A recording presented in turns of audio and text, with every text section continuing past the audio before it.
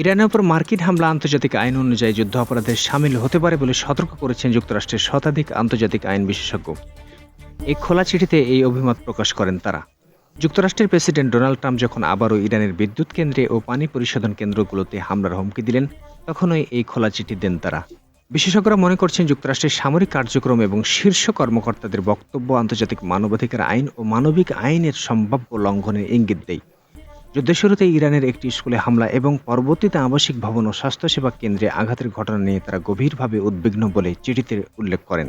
চিঠিতে আরও বলা হয়, যুদ্ধের সময় বেসামরিক স্থাপনা যেমন স্কুল, হাসপাতাল এবং বসতবাড়িতে হামলা আন্তর্জাতিক আইনের পরিপন্থী এবং এসব হামলা যুদ্ধ অপরাধ হিসেবে বিবেচিত হতে পারে।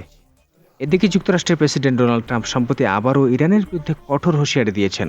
2 থেকে 3 সপ্তাহের মধ্যে ইরানে অত্যন্ত কঠোর হামলা চালানো হতে পারে বলে জানান তিনি।